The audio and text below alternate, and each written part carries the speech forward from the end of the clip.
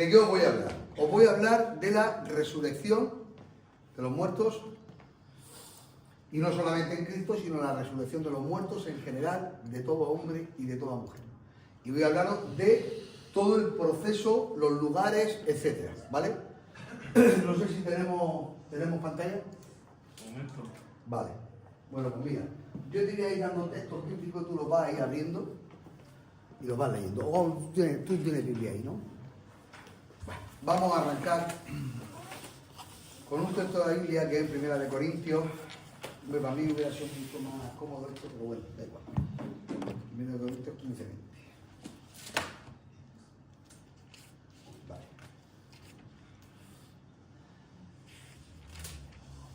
Dice así.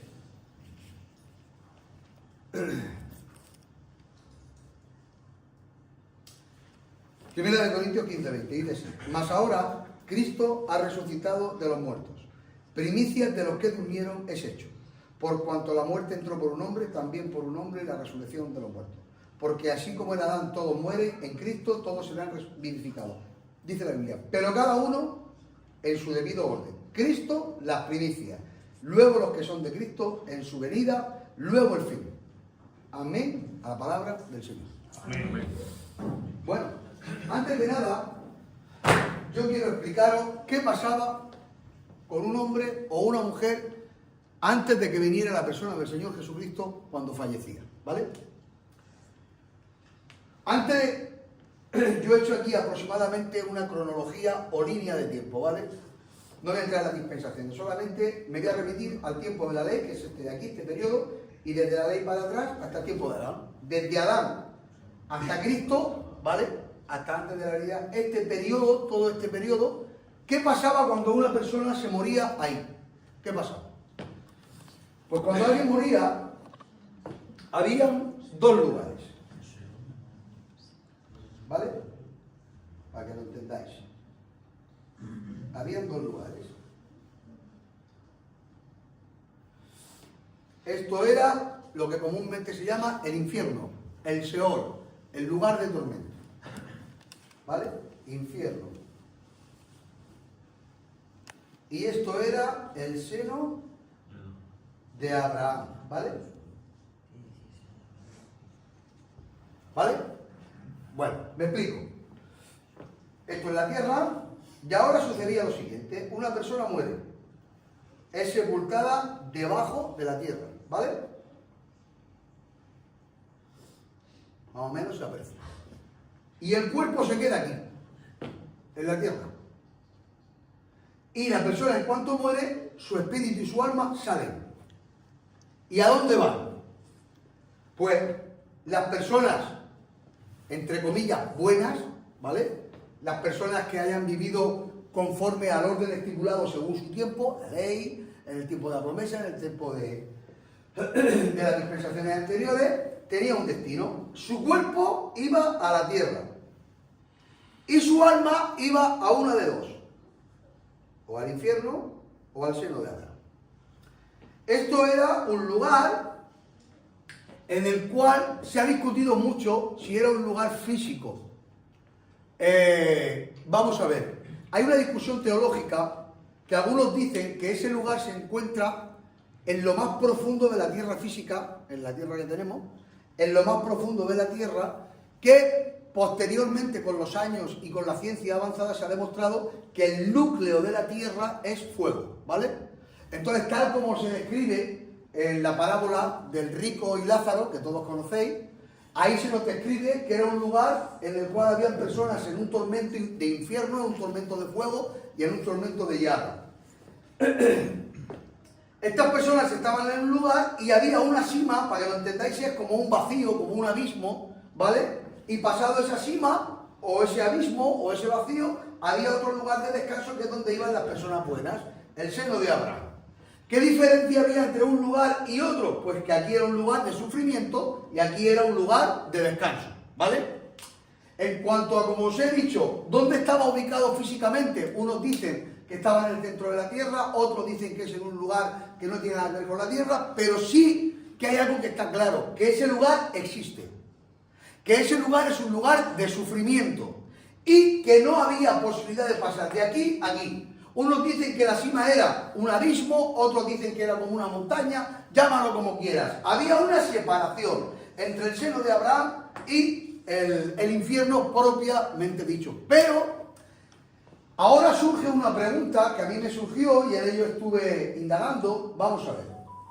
Si el cuerpo físico está en la tierra y lo que baja al sufrimiento del infierno es el alma, como dice que estaba quemándose el rico en el infierno o en el Hades, ¿cómo se estaba quemando? Yo eso no me terminaba de cuadrar. Si es un espíritu, no es un cuerpo, el cuerpo está en la tierra, vale. Eso es una fórmula de sufrimiento simbolizada en fuego, real, ¿vale? Pero no es corporal, ¿vale? Se sufre en el espíritu, pero no corporalmente. Y las personas que están en el seno de Abraham son personas que están conscientes y están en un lugar de descanso y un lugar de bendición. Eso es lo que sucedía cuando alguien moría. Cuerpo a tierra y el espíritu o al seno de Abraham o al infierno, ¿vale? Esto lo entendemos, ¿correcto? Amén. Vale. Ahora sucede algo. Viene la persona del Señor Jesucristo. Cuando Él viene, muere y sucede algo. Sucede algo grandioso y maravilloso. Él derrama su sangre. Y hemos leído que cuando Cristo viene, Él resucita. Termina su obra. Durante 3 días su cuerpo estuvo en la tierra, pero su cuerpo resucita. ¿Vale? ¿Qué sucede cuando la persona del Señor Jesucristo resucita? Cuando la persona del Señor Jesucristo resucita, automáticamente se abre un espacio celestial que antes no existía. Esto es el paraíso. ¿Qué es el paraíso? El paraíso es un lugar donde está en la misma presencia con el Señor Jesucristo. Eso se abre justo cuando Jesucristo resucita, ¿vale? Pero cuando Él resucita, ocurre un cataclismo en la parte profunda del lugar donde las almas iban. ¿Por qué?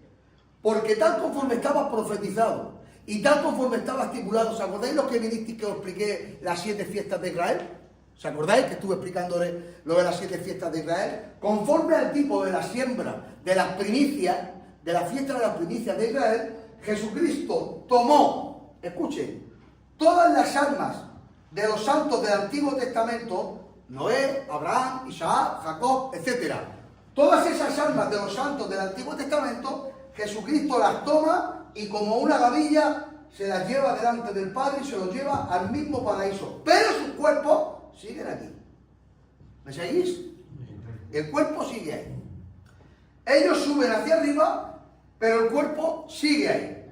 Ahora, el único que resucitó en gloria fue Cristo. Los santos del Antiguo Testamento, sus almas fueron trasladadas al paraíso. Y dice la Biblia que durante 40 días hubieron una serie de personas pertenecientes al tiempo del Antiguo Testamento que resucitaron juntamente con Cristo y anduvieron en la tierra con los hombres y los vieron. Muchas veces me han preguntado, ¿esas personas tuvieron una resurrección de gloria? No. Eso fue una resurrección para testimonio de lo que había sucedido y esas personas resucitaron como resucitó, por ejemplo, Lázaro. Porque Lázaro resucitó de la muerte, pero volvió a morir. ¿Vale? No era una resurrección en gloria, era una resurrección de vuelta a la vida milagrosa como testimonio de lo que había sucedido, pero no una resurrección tal cual, en gloria, como la entendemos. ¿Estamos entendiendo esto? Amén. ¿Estáis entendiendo? ¿Me vais siguiendo? Vale. Ahora, ¿qué es lo que sucede? Cuando Cristo resucita, ahora pasamos a otro estado. ¿Cuál es el estado? El estado de la gracia. ¿Qué sucede en el estado de la gracia? Que cuando alguien muere, las condiciones han cambiado. Voy a leeros un texto que se encuentra en Isaías. ¿Lo tienes todavía o no? No lo tienes, ¿verdad? No, eso no. Eso no lo tienes, ¿no? Dice la Biblia, vamos a ver, tenía yo por aquí el texto. En el libro de Isaías hay un texto en el capítulo 5 que dice: por eso el Seol ensanchó su garganta y abrió su boca desmedidamente. Os explico. ¿Qué quiere decir que el Seol o el infierno ensanchó su garganta y se hizo más grande? Yo te lo voy a explicar.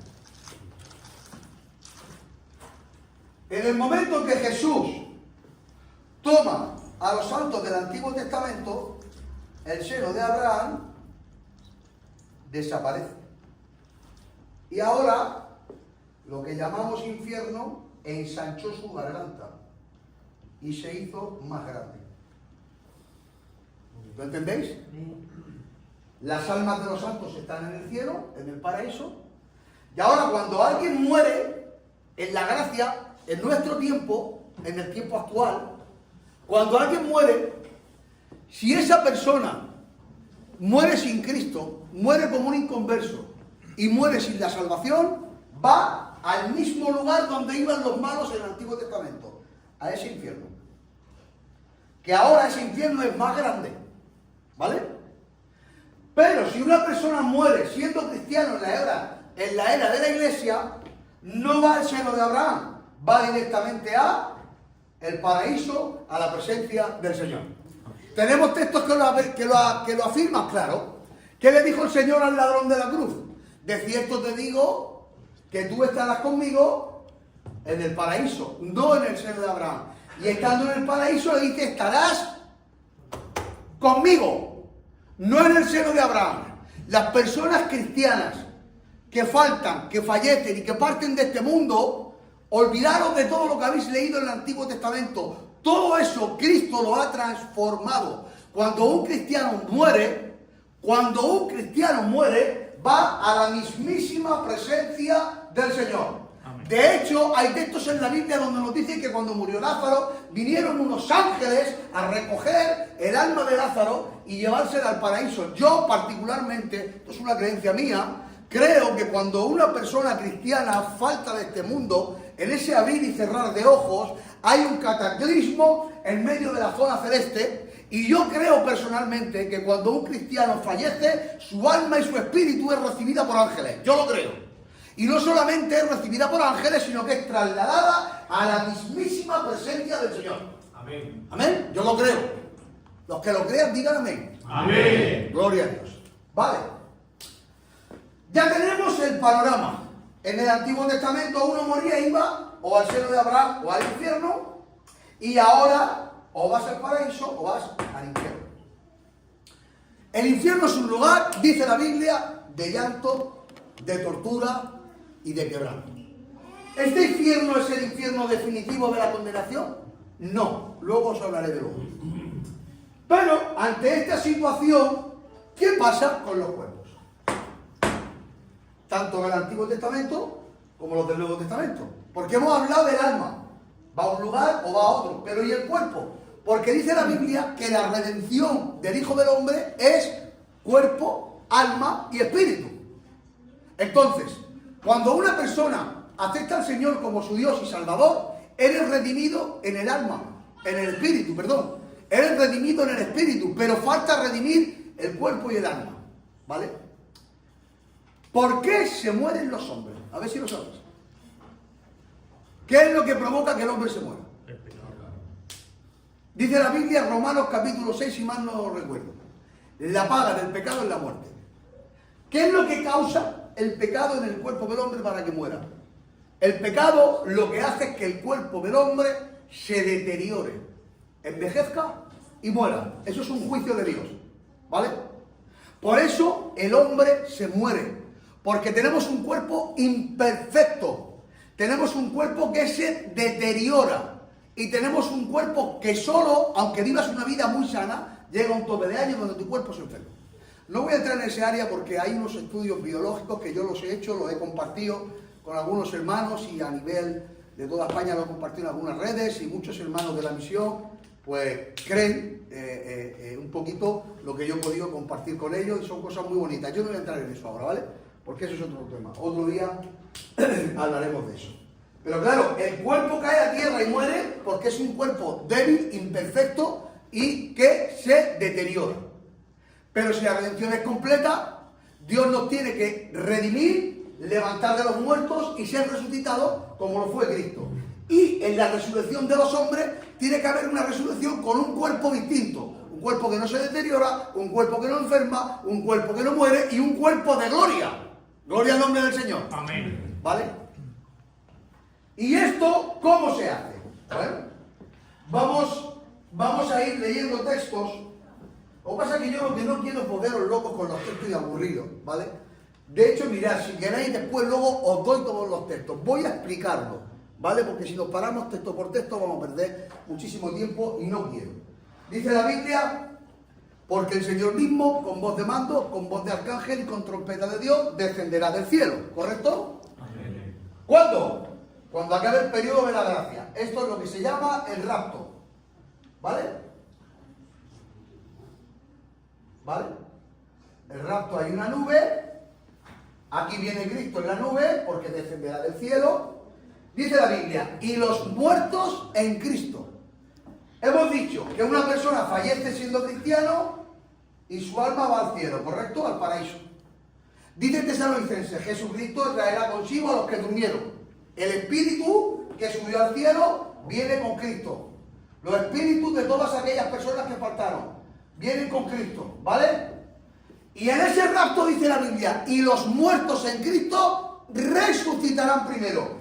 Esto, que es un cuerpo muerto, deteriorado, entendemos por la Biblia que en ese momento del rapto ocurrirá un cataclismo universal en el cual en las tumbas empezará a haber un removimiento espectacular donde esas cenizas y esos huesos que están deteriorados por cientos de años en algunos casos, ocurrirá algo milagroso que empezará a salir molécula y célula. Célula se unirá con célula, empezará a nacer hueso, empezará a nacer carne, empezará a nacer músculo, se unirá miembro con miembro y empezará a recrear un ser humano completo, pero un ser humano distinto, un ser humano de gloria, con un cuerpo que no se enferma, con un cuerpo que no cae enfermo ni muere, con un cuerpo glorioso, y ese cuerpo empezará a tomar vida, igual que en Ezequiel 37 serán levantados esos cuerpos de las tumbas y entonces se cumplirá la profecía donde ahora no son las almas, son los cuerpos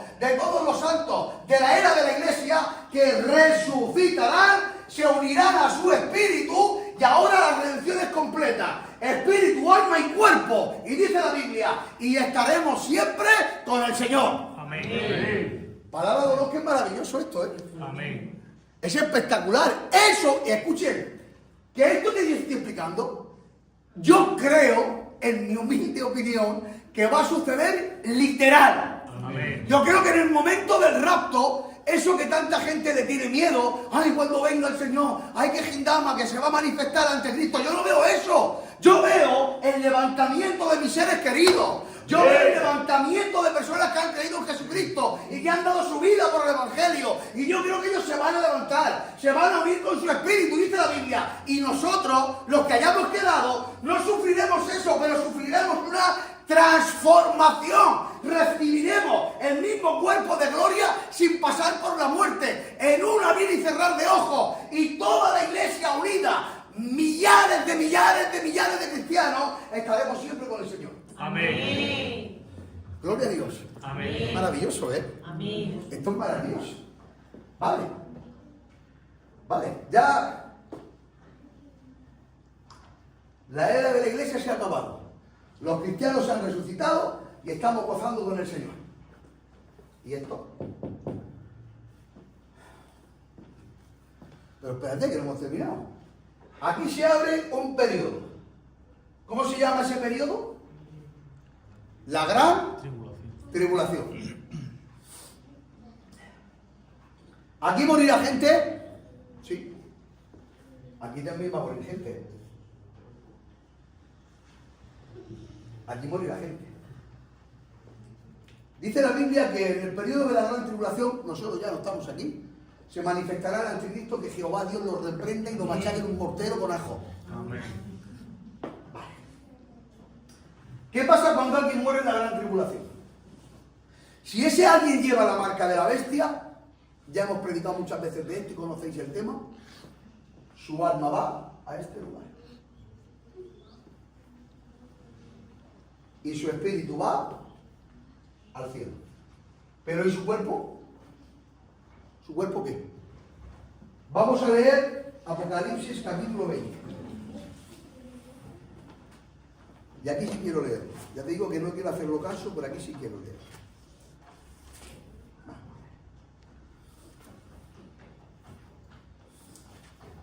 Apocalipsis. Aquí. Vale. Dice: y vi tronos y se sentaron sobre ellos, y los que recibieron facultad para juzgar. Y vi, escuchad, las almas de los decapitados por la causa del testimonio de Jesús y por la palabra de Dios, los que no habían adorado a la bestia ni a su imagen, y los que no recibieron la marca en su frente y en sus manos, y vivieron y reinaron con Cristo 1000 años. Pero los otros muertos no volvieron a vivir hasta que se cumplieron los 1000 años. Paro. En el tiempo de la gran tribulación se seguirá predicando un evangelio que es llamado el evangelio del reino. Habrán 144.000 judíos, 12.000 de cada tribu, que la Biblia llama los 144.000 sellados.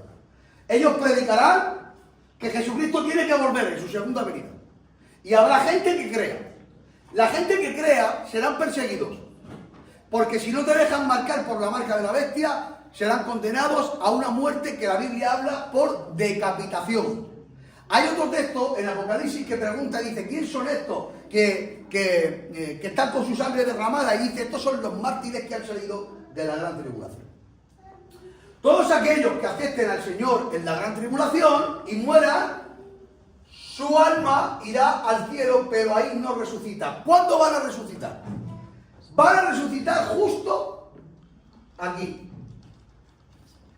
La iglesia sube al cielo, en la iglesia estamos en el cielo, el juicio de galardones, que ya hemos hablado de eso, las coronas, el juicio de galardones da paso a las bodas del Cordero, que ya os prediqué un día de eso, y en la tierra la gran tribulación. Y cuando todo eso pase, entonces ahora Jesús vuelve, ¿vale?, a la tierra. Pero ahora Jesús no se queda en las nubes, Jesús pisa la tierra. ¿Dónde? En el Monte de los Olivos. Y ahí regresa toda la iglesia, todos los que han resucitado y todos los que estamos con Él, regresamos como la esposa de Jesucristo a la tierra. Gloria a Dios. Amén. Amén. Y ahí es donde surge la segunda fase o la tercera fase de la resurrección.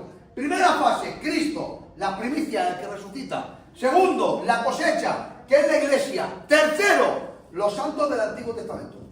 ¿Por qué? Porque resucitan aquí y no antes. Porque en el milenio Jehová cumplirá todos los pactos que Dios hizo con Israel.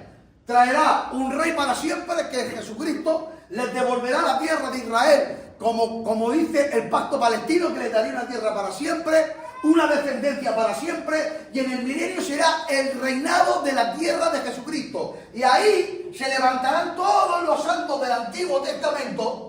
Ahí es cuando se levantarán todos y resucitarán corporalmente. Y cuando se abre el milenio, aquí entramos la iglesia y los santos del Antiguo Testamento, como dos entidades de santidad en medio del milenio. Y todo esto conforma, todo esto que estáis viendo aquí, conforma la primera resurrección. Cristo, las primicias, en el rapto, la iglesia, que es la cosecha, y justo antes del milenio, en la segunda venida, el levantamiento de los santos del Antiguo Testamento. Son las tres fases de la resurrección de vida. Pero hay otra resurrección. Porque estamos hablando siempre de resurrección de vida. ¿Qué pasa?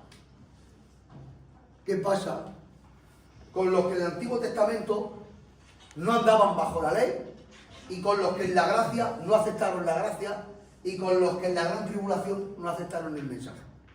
¿Qué pasa en nuestro idioma coloquial con los inconversos que han muerto? ¿Qué pasa con los que están condenados y han muerto? ¿Qué pasa con ellos? ¿Cuándo resucitan? En el juicio del trono. Sí, señor.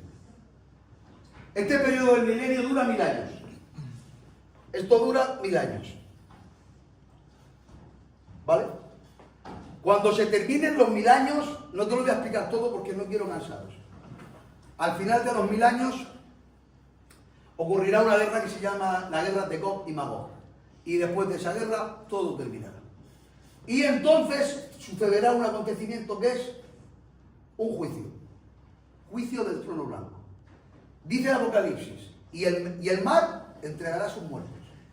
Y el Hades, el Seol y el infierno, entregará sus muertos. No habrá ni una sola persona que haya fallecido en la tierra que se escape. Todos resucitarán corporalmente. Igual que tú y yo resucitamos corporalmente con un cuerpo de gloria para ver a Cristo, ellos también van a resucitar corporalmente y se unirán con su alma, con su espíritu y su cuerpo. Una persona completa, pero con una diferencia.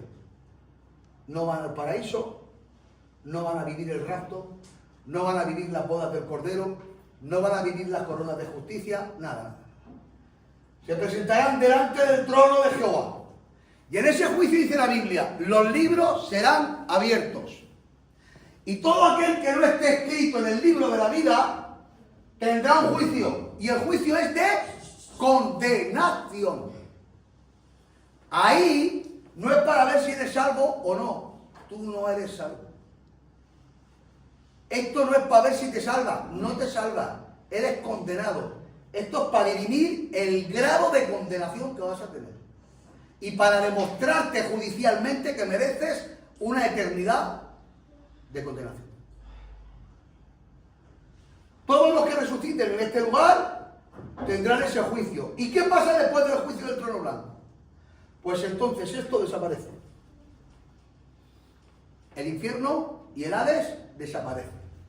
Y aparece una nueva entidad. ¿Eso qué es? La Biblia le llama el lago de fuego. No es lo mismo, ¿eh? No es lo mismo el infierno o el Hades que el lago de fuego. Son dos cosas distintas. Bíblicamente, si lo estudiamos, entendemos que este lugar es mucho peor. ¿Por qué?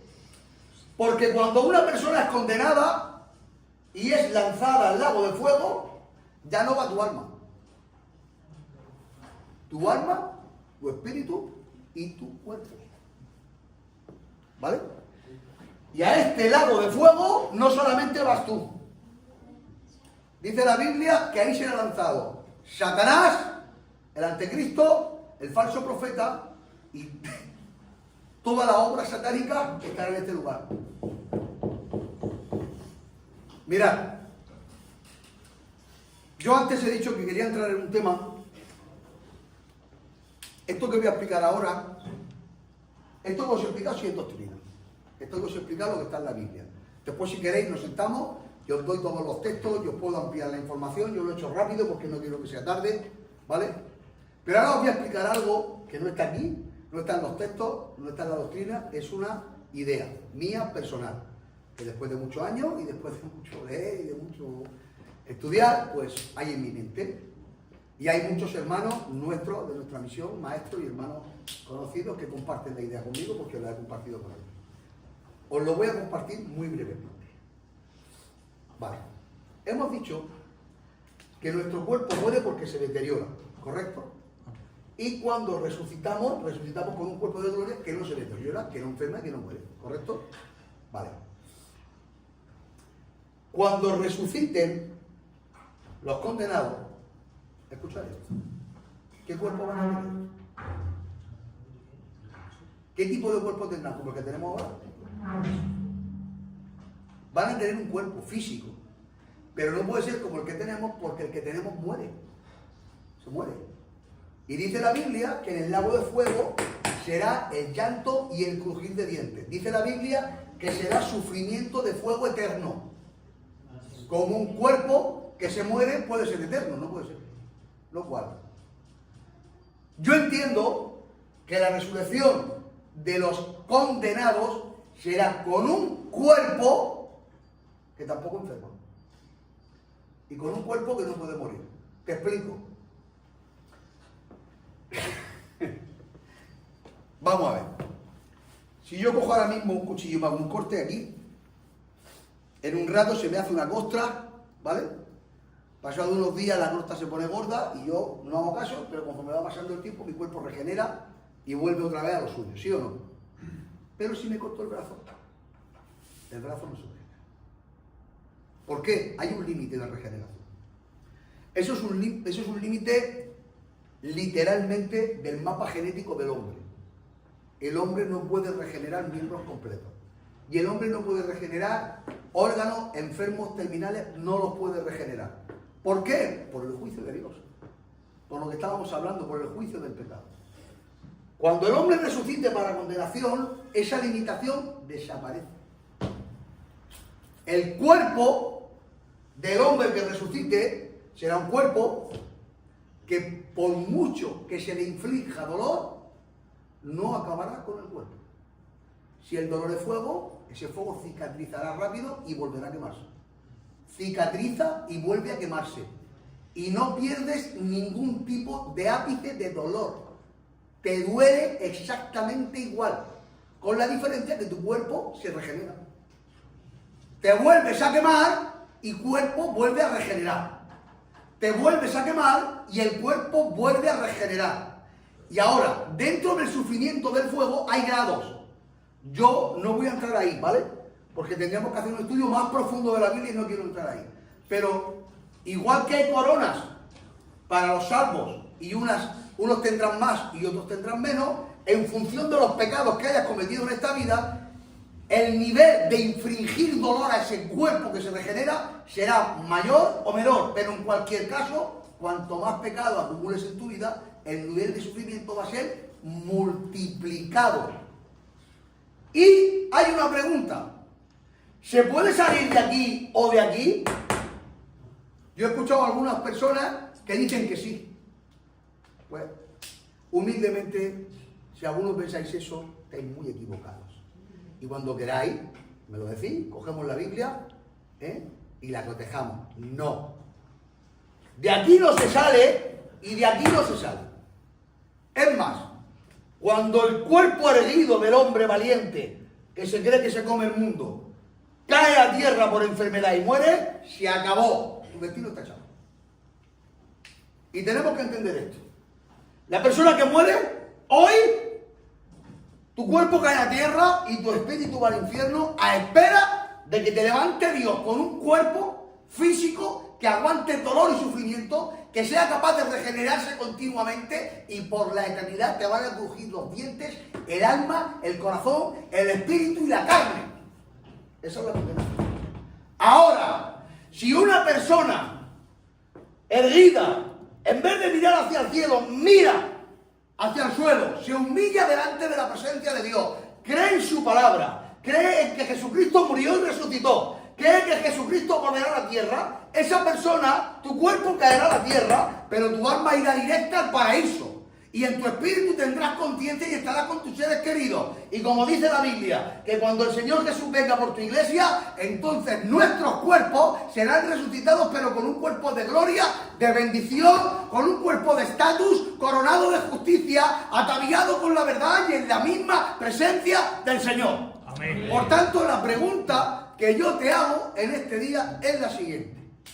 Ya tienes la información, perdonadme porque yo dibujo muy mal, pero creo que me había entendido. La información ya la tenéis. No hay excusa delante de Dios.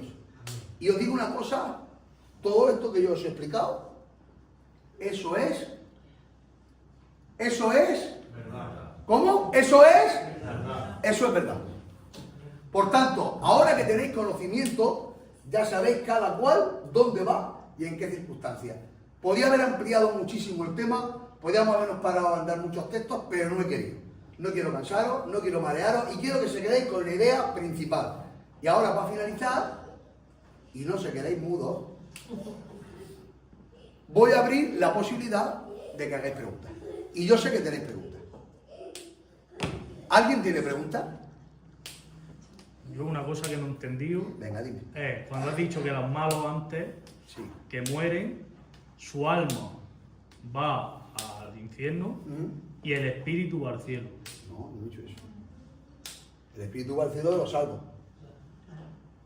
El alma y el alma de la persona cuando muere. Por eso yo me había quedado así, porque yo había entendido eso, de que la persona amada... Sí, pues si lo he explicado así, a lo mejor lo he explicado mal. No, yo lo que te quería explicar es que el malo va al infierno y el bueno va al seno de Abraham. Y en la gracia, el malo sigue yendo al infierno y el bueno va al paraíso. Yo creo que lo he explicado así. Sí, pero ¿vale? has dicho en un momento que el alma Sí. sí iba al infierno, pero que el espíritu iba al cielo. Bueno, me estaba refiriendo al espíritu o al alma de la persona, que en este caso sí es alma. ¿Vale? Y eso de que va al cielo hablamos siempre del Nuevo Testamento, no en el Antiguo. En el Antiguo va al seno de Abraham. Pero entender que el seno de Abraham ya no existe. ¿Vale? El lugar donde estaba el seno de Abraham, hoy todo es infierno. Por eso dice la Biblia, ensancha tu garganta. Porque imaginaros los miles de millones de personas que a lo largo de la historia tienen que ir a ese lugar. El Señor nos libre. Más preguntas. ¿Queréis preguntar? En el juicio del trono, Sí, en el juicio del trono blanco, es el último juicio. que vamos a ser juzgados. No, Los que vamos, los que vamos, no, los que van. Nosotros no somos juzgados en el juicio del trono. Solo los Son los que están en condenación, salen, toman cuerpo y se presentan delante del trono blanco para enjuiciarlos de condenación. Nosotros ya hemos tenido un juicio, los cristianos. Nuestro juicio es cuando surge el rapto, nos recoge el Señor en las nubes, nos lleva directamente al paraíso, al cielo, y ahí se abren dos escenarios. Por un lado, un juicio, ¿vale? Ese es el juicio o el timán de Cristo, que es el juicio de galardones. Y ahí se reparten 1, 2, 3, 4 y 5 coronas. Cada cristiano recibirá una corona en función de lo que haya hecho en su vida como cristiano. Y después de este juicio de galardones, toda la iglesia junta entramos a las bodas del Cordero. ¿Vale? Y cuando la iglesia desciende en la segunda venida, desciende como la esposa y desciende a reinar en el milenio. Por eso dice la Biblia que nosotros somos reyes y sacerdotes, porque en el tiempo del milenio la iglesia reinará juntamente con Cristo. Amén. ¿Vale? ¿Más preguntas? Dispara. En este momento, Sí. hermanos, hermanos, ¿en qué estado se origina el espíritu cuando parte? ¿Cómo, perdón? En este momento, Sí. ¿en qué estado se origina el espíritu? No entiendo la pregunta. ¿Qué quiere decir que se origina el espíritu? Cuando alguien parte, Sí. ya sea cuando en el viejo o en el nuevo testamento, cuando el cuerpo se queda en la tierra, Sí. automáticamente el alma sube. El alma, sí. ¿En qué estado se origina? En estado espiritual, no es un estado físico. Y entonces la parábola del rico y el Lázaro, como que el rico veía a Lázaro. Sí, porque el hecho de que tú estés en estado espiritual no te exime de que tengas conciencia.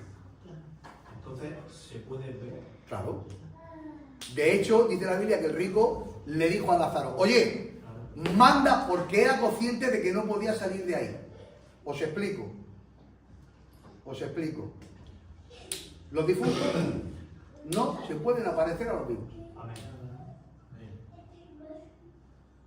Si alguien ve o alguien tiene una experiencia con difuntos, esa experiencia hay que analizarla porque eso no viene de Dios. Aunque yo sé que hay muchas personas, no hablo por vosotros, ¿vale? Pero hay muchas personas que a este hecho le dan mucho valor y lo hablo con cariño, lo hablo con mucho cariño, sin intención de dañar a nadie y no quiero que nadie se dañe por esto que estoy diciendo, pero bíblicamente un difunto no tiene contacto con el mundo que nosotros conocemos. Pero el que él no tenga contacto no quiere decir que no tenga conciencia total y absoluta. Hay una conciencia total y absoluta. De hecho, el rico le dijo a Lázaro, manda. Él era consciente que no podía tener contacto. Manda. ¿Y qué le dijo Lázaro? No mando a nadie.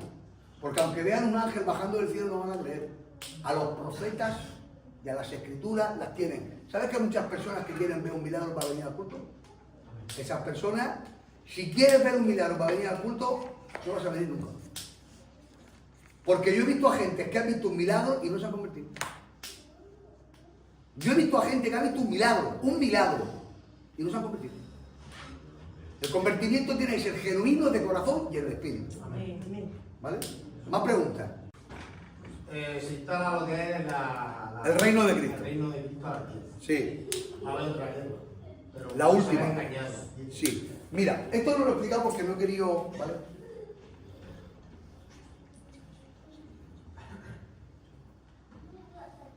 El infierno, el Hades, volvemos al mismo sitio, ¿no? Vale.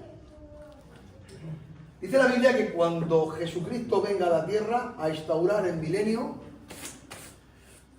dice la Biblia que Satanás será echado y atado en el abismo. Aquí. No aquí, ¿eh? No es el lago de fuego eterno. Es aquí. ¿Vale? Y durante esos 1000 años Satanás estará atado. Por eso en el milenio hay una restauración. ¿Vale? Dice la Biblia que cuando Adán y Eva pecaron, dijo Dios, maldita será la tierra por tu pecado. El hombre, a partir de ahora, cuando siembre, recogerá espinos y cardos. Y todo vino a raíz de ahí. ¿Qué sucede cuando el hombre peca? La tierra es maldita. ¿Consecuencias de la maldición de la tierra? Pues que hay desastres naturales. Vamos a ver. Los terremotos, los maremotos, las tormentas descontroladas que provocan muertos, la Dana, que hemos tenido hace muy poquito, en Andalucía se están ahogando y por ahí, por el mundo entero, hay catástrofes terribles. Sí que es cierto que ciertos terremotos controlados y ajustes de las placas tectónicas, etcétera, geográficamente o geológicamente, mejor dicho, son necesarios para el buen funcionamiento de la Tierra. Pero la Tierra, esos procesos de buen funcionamiento los maximiza hasta un punto que ocurren catástrofes. ¿Por qué ocurren catástrofes? Porque la Tierra está sometida bajo el pecado de Adán. De hecho, creo que hay un texto que dice que la Tierra gime por la redención de los santos, ¿vale? Entonces, ¿qué pasa? Que en el momento en el cual la Iglesia ha sido arrebatada, en el momento en el que Satanás ha sido atado también en el abismo, donde no existe la obra de Satanás y donde el mismo Cristo viene a reinar la tierra vuelve al estado edénico, antes del pecado, el Edén, antes del pecado, una tierra en un estado perfecto, donde ya no se sembrarán caldos y espinos. Una, dos. Los animales, entendemos, si analizamos teológicamente la Biblia, entendemos que antes de la caída de Adán, los animales todos eran herbívoros, no comían carne. Por eso Adán los sojuzgaba y los dominaba. El león se sometía, el elefante se sometía a dos cosas: a la autoridad que Dios le delegó, y dos, porque eran herbívoros. En el momento que el hombre peca, pierde la autoridad y el respaldo de Dios y el animal se convierte en carnívoro. Por tanto, el animal, como fiera, cambia el metabolismo y se rebela contra el hombre. Pero en el momento en el que Jesús baja y establece el milenio, como volvemos a ese estado, dice la Biblia, el león pacerá con el cordero. No se lo comen, ¿vale? Entonces, en ese tiempo del milenio, todo irá a un estado adámico. Pero eso no quiere decir que las personas que aquí vivan son como ángeles, o van volando, o son espíritus. No, son personas que van a vivir, como tú y como yo, con un espacio de la tierra que ha cambiado las condiciones y con una diferencia. En el tiempo del milenio se establecerá el trono de Jesucristo en Jerusalén. Se abrirá el templo, dice la Biblia, y toda la tierra tendrá conocimiento de Jehová. Todas las naciones de la tierra conocerán que Jesús es el Rey de Israel y que Él es Dios. Y en ese tiempo del milenio será un tiempo de conocimiento pleno, absoluto y total. Y no estará la obra de Satanás. Pero dice la Biblia que al final del milenio, poco antes de que termine, Satanás será soltado. Satanás será soltado por un poco de tiempo, dice la Biblia. Y cuando él sea soltado, ¿qué es lo que va a hacer? Confundir a las naciones que vivan en el tiempo del milenio y provocar una rebelión contra Jesucristo. ¿Vale? En esa última rebelión hay una batalla que la Biblia le llama Gog y Magog. Y en esa batalla vencerá a Jesucristo, destruirá a Satanás, y ahí sí que es verdad que todo será destruido. Satanás, todo será destruido, enviado al lago de fuego, y dice la Biblia, ahí es cuando se cumple, el cielo será enrollado como un pergamino y de la tierra no quedará piedra sobre piedra. Y entonces será cielo nuevo y tierra nueva. En la tierra nueva, dice la Biblia, y vi descender a la nueva Jerusalén que bajaba del cielo. ¿Correcto? Pero ahí no tiene nada que ver con la tierra que tú conoces. Entonces, Manolo, hermano, Dime. Cuando ya pase todo esto, la nueva Jerusalén está plantada en la tierra, ¿no? Sí. Sí, porque tenemos que entender que Israel no es la iglesia. ¿A quién es la nueva Jerusalén? Israel no es la iglesia. Mucha gente se piensa que nosotros sustituimos a Israel. No sustituimos a Israel. Mirad, Israel tiene promesas terrenales. La iglesia tiene promesas celestiales. Israel, Dios le prometió 4 grandes pactos. Escuchad esto que es importante. Dios hizo un pacto con Abraham y dijo que tendría una descendencia físicamente para siempre. Después hizo lo que se llama el pacto palestino. Dios le prometió a Israel una tierra para ellos para siempre. Y Dios le prometió a un rey conforme al rey de Israel que venía de la casa de David para siempre. ¿Cuándo se cumple esto? En el milenio. En el milenio serán restauradas todas las tribus de Israel. Dios le devolverá la tierra. Dios pondrá a Jesucristo como rey. Y será el rey gobernando en la Israel restaurada, en una tierra para siempre, todo. Y en esas promesas son todas terrenales. Cuando hablamos de la Nueva Jerusalén, hablamos de una ciudad celestial conforme a las promesas de Dios con Israel. Ahora es donde viene un poquito por así decirlo, el conflicto. ¿Y la iglesia? ¿La Nueva Jerusalén es para la iglesia o nosotros vivimos en el tercer cielo con el Señor en un estado de bendición, en el paraíso, etcétera? Ahí es donde viene un poquito la disquisición. Hablan de los cimientos de la ciudad, hablan de las 12 puertas que eran las 12 perlas, unos dicen que eran las 12 tribus de Israel, los 12 apóstoles. Ahí, si te soy muy sincero, yo soy honesto, Rubén. Igual que hay cosas que las sé y te las digo, cuando hay cosas donde no lo tengo claro, prefiero no darte una contestación 100%. Sé el orden de los acontecimientos, pero ahí no me voy a mojar, perdonadme, porque no quiero ser deshonesto. ¿Vale? Yo soy honesto. Yo, de lo que sé 100%, te lo explico. Y ahí yo puedo tener mi idea, pero no me voy a mojar. Lo que sí que tengo claro, que la Nueva Jerusalén, sea para Israel solo, o sea para Israel y para la iglesia, de una o de otra manera, yo quiero estar por ahí cerca. Yo quiero estar por ahí. Yo aquí no me quiero ir. ¿Vale? Sea o no sea Dime. el milenio. Sí. Vamos juntos con Israel o no, ahí en ese tiempo. En el milenio, la iglesia, nosotros vendremos a la tierra a gobernar, a reinar y a juzgar. Pero nosotros podremos ser engañados. Hombre, si tú apenas, vamos a ver, la iglesia no, porque la iglesia, tú has sido transformado y recibido un cuerpo de gloria y vienes de la misma presencia del Señor y vienes como esposa, tú no. Los que están en la tierra sí pueden ser engañados. Estaremos juntos Sí, nosotros. sí.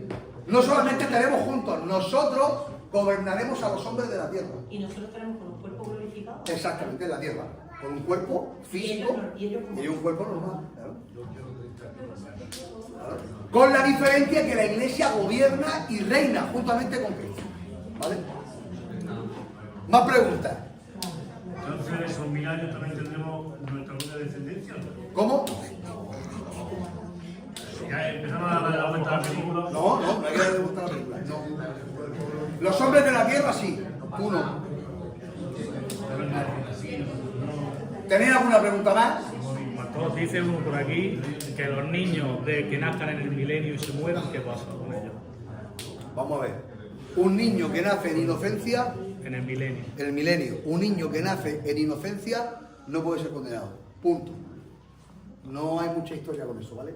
Los niños que están en inocencia no pueden ser condenados. Y otro dice que si el cielo está estrenado. Son las preguntas típicas de siempre y de todo ese tipo de cosas. No voy a entrar en debate con nadie. Vale, pues ya está. ¿Vale? No voy a entrar en debate con nadie. Yo ya en su día, cuando estábamos en pandemia, tuvimos muchos debates en el sector de Girona, se conectaban 4 o 5 mil móviles, nos conectábamos muchos ciegos de España y teníamos muchos debates. Normalmente cuando entramos en esta dinámica siempre entramos ahí. Tú las preguntas que sean polémicas. No, yo no entiendo. ¿Vale? ¿Tenéis alguna pregunta más, hermano? Dice Juan Pedro que lo que no entiende es la diferencia entre el lago de fuego y el infierno. ¿Vale? Escuchad, han hecho una pregunta y casi la voy a contestar. ¿Quién es Juan Pedro? Juan Pedro lleno de hermanos, ¿eh? Ah, Dios te bendiga, Juan Pedro. Vamos a ver, mira, yo te voy a explicar la diferencia. El infierno o el Hades van las almas. El cuerpo está en la tierra. Cuando se estrena en el lago de fuego, no va el alma. Va el alma con el cuerpo resucitado completo. Son dos lugares distintos y dos estados de sufrimiento distintos. En el infierno sufre el alma, en el lago de fuego sufre todo, espíritu, alma y cuerpo. ¿Has entendido, Juan Pedro? Aquí tengo una pregunta. Claro. A mí, escuchadme, mirad, escuchadme. Ya no pega, ya llevamos muchos meses en la iglesia, ya nos conocemos bastante, las laches ya no pegan. Preguntad, mirad, escuchadme. Es importante cuando hago una pregunta que no hablemos por ahí, porque si no, no nos enteramos. Si se hace una pregunta, se contesta, ¿vale? Yo si la sé te la respondo y si no, os te lo digo. Dime. Del emilénico. Sí. Que hemos dicho que vamos a bajar la iglesia, que la iglesia baja, ¿no? Ya como esposo. Claro. Pero ¿con qué gente si después de todo lo que va a venir ya no van a vivir las cucarachas? No, hombre, no. Vamos a ver. Si nosotros... Te voy a hacer una pregunta. ¿Vosotros habéis visto documentales de la Segunda Guerra Mundial? Sí. Da miedo. Da mucho miedo. Fueron muchísimos millones de personas las que murieron. Millones. Europa se quedó hecha un solar. Judíos que no tenían nada que ver con la guerra, que eran personas civiles, en aproximadamente desde el 42, 43 hasta el 45, desde que se estrenó el campo de concentración de Auschwitz, personas de raza judía murieron 6 millones de personas. Morían de 3 a 4 y 5 y 6 mil personas diarias. Claro, es que ya te imaginas que ya no habrá gente. Vale. Año 45 termina la guerra. Europa era un solar, pero seguía habiendo gente. Y no solamente eso, salta 15 años, del 45 al 60, los años 60. En los años 60, Alemania ya estaba reconstruida, toda Europa estaba reconstruida y prácticamente el mundo ha seguido. Yugoslavia, en el año 90-91 hubo una guerra devastadora. Yo me acuerdo que era joven, pero yo me acuerdo. A mí es que toda la vida me ha gustado la política y leer, yo he sido toda la vida un poco colgado de eso. En el año 90-91 hubo una guerra en Yugoslavia que dejó literalmente el país hecho un solar. Un solar, no había piedra sobre piedra. En muy poco tiempo se levantaron esos países completamente y hoy día son países de destinos turísticos. Croacia, Montenegro, Kosovo, todos esos países son, además, hay muchos sitios que se pueden ir a visitar y son maravillosos. Entonces, que muera mucha gente no quiere decir que la raza humana se extermine. La raza humana no se extermina. Eso sí, que la población se ha mermado, sí. Porque dice la Biblia, la tercera parte de los peces murió. Una tercera parte de... ¿Vale? Entonces, sí que es cierto que a nivel de número, la población mundial en general descenderá. Y mucho. Porque habrá mucha muerte. Pero eso no quiere decir que se acabe. La población mundial nunca dejará de haber, siempre habrá. Y en el milenio habrán miles y millones de personas, ¿vale? Que habrá acabado la gran tribulación y han sobrevivido a la gran tribulación. Entonces, ¿qué hacemos con esas personas? ¿Y esos son sellados? Vamos a ver. Dentro de la gran tribulación... No. Mira, escúchame lo que voy a decir. El camino de un cristiano no solamente son visitas, no solamente son Cristo te salva y no solamente es pegar brincos en los bancos.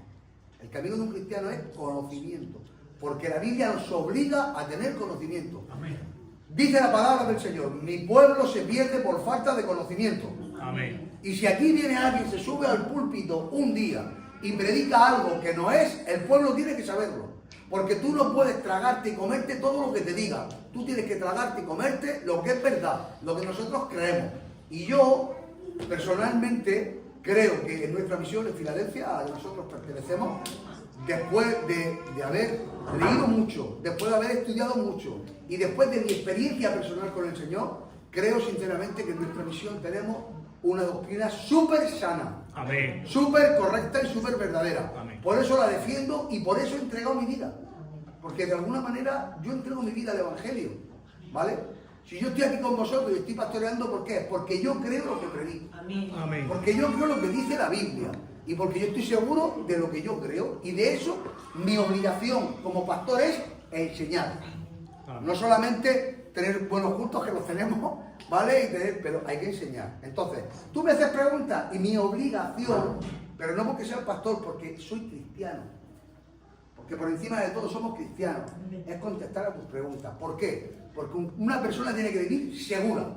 No hay peor cosa que tener inseguridad. ¿vale? Y si viene el Señor, me quedo, me voy.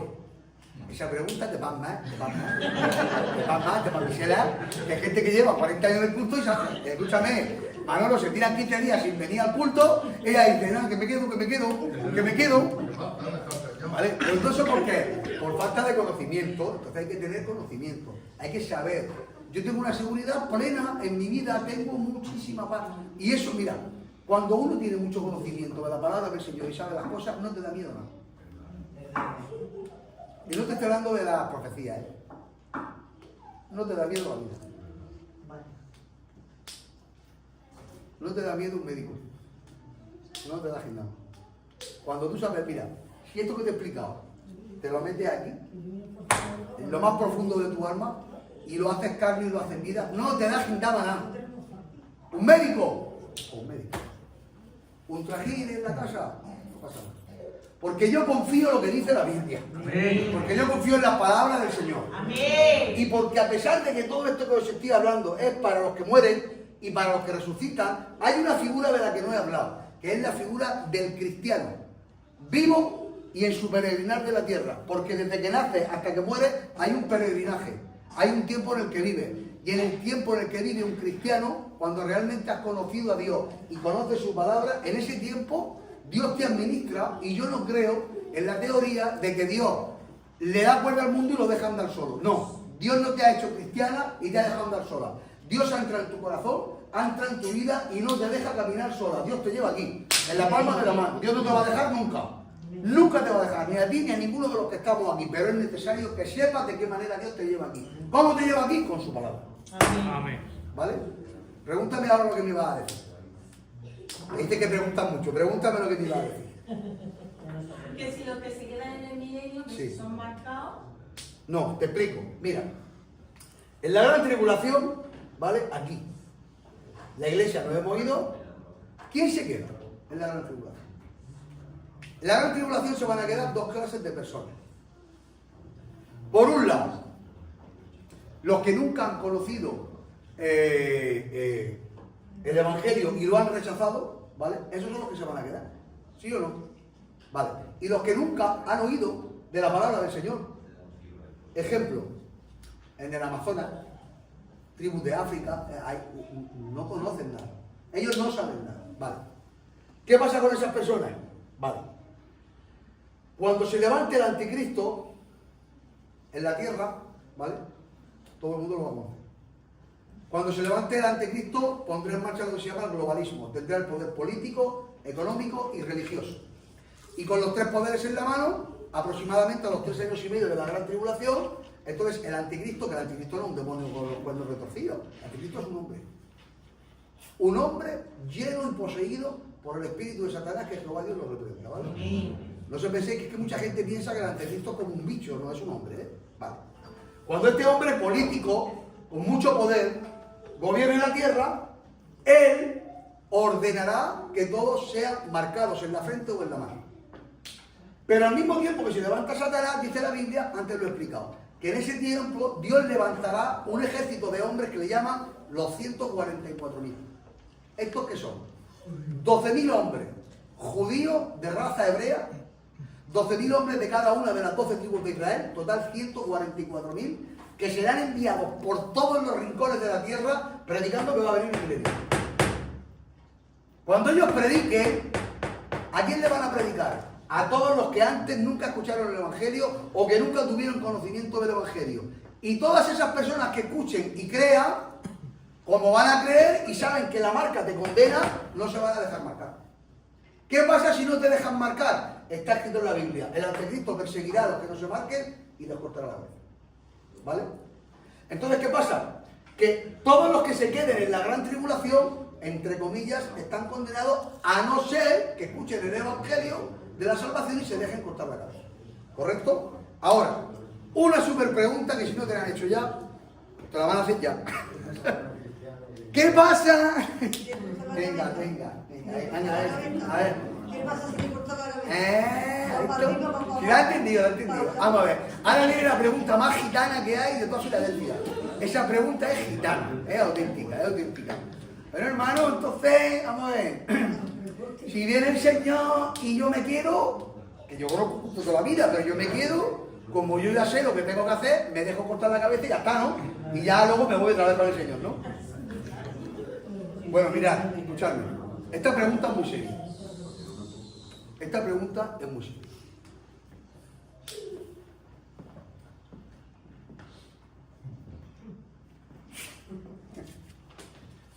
Voy a contestarla, ¿eh? Voy a contestarla. Voy a contestar.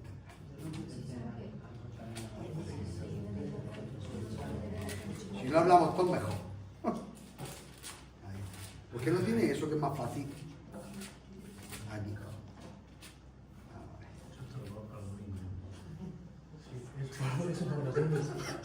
Es que así no tengo que estar buscando aquí. No hay que gastarlo. Se gasta para todo.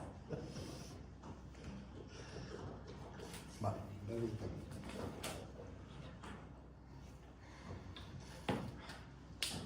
Tesalonicenses dice: y entonces se manifestará aquel inicuo a quien el Señor matará con el espíritu de su boca y destruirá con el resplandor de su venida, inicuo cuyo advenimiento es por obra de Satanás. ¿De quién está hablando? Anticristo. Que con gran poder y señales y prodigios mentirosos y con todo engaño de iniquidad, para los que se pierden en el tiempo de la gran tribulación, hará señales, milagros y prodigios. ¿Para quién? Para los que se pierden. ¿Quién son los que se pierden? Dice: los que por cuanto no recibieron el amor de la verdad para ser salvos. ¿Quién son los que se pierden? Los que no recibieron el Evangelio. Dice la Biblia: por esto Dios les envía ¿a quién? A los que no recibieron el Evangelio. Por esto Dios les envía un poder engañoso para que crean la mentira, a fin de que sean condenados todos los que no creyeron a la verdad, sino que se complacieron en la injusticia. No te lo voy a interpretar. Tú dale vueltas tú a tu cabecita. Pero hay algunos que dicen, siempre habrá posibilidad de salvación. Incluso en la gran tribulación, si te has quedado, si te arrepientes y te dejas cortar la cabeza, podrás ser salvo. Otros cogen ese texto y te dicen: no, te vas a dejar engañar y te vas a dejar marcar y te vas a condenar. Pero aquí no me voy a decantar ni por uno ni por otro. Me importa un bledo lo que crea en cuanto si hay segunda oportunidad o no. No me importa. Me voy a ceñir a lo que tenemos. Tiene el punto enfrente de la casa. Tiene el mejor coro de España que tenemos aquí. Tiene una de las mejores iglesias que hay de España. Gracias a Dios tenemos un cuerpo ministerial en Totana que no hay quien la aguante. Ser cristiano hoy es una bendición. Amén. Nos vamos a visitar, comemos juntos, disfrutamos, es una maravilla y no te da la gana de ser cristiano. ¿Qué vas a ser cristiano? Cuando vayan a cortarte la cabeza, ¡venga ya! ¡Venga ya! Amén, amén, amén. Si no te da la gana de ser cristiano ahora, vamos a ver. Ahora que viene a un punto, te sientas y como le dé la gana al Espíritu Santo de desatarse, aquí cae una gloria que te pasma y no quieres ser cristiano. Pero cuando en la tierra salgas a la calle y los demonios estén volando por la atmósfera, ahí sí te vas a hacer cristiano. Venga ya, hombre, venga ya. Que no me lo creo, que no. Que si te quedas, ale, al carrer.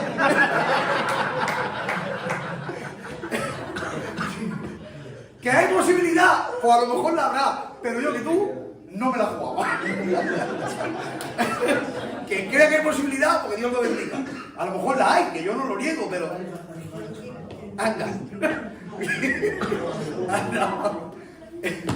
Una pregunta más y terminamos. Venga.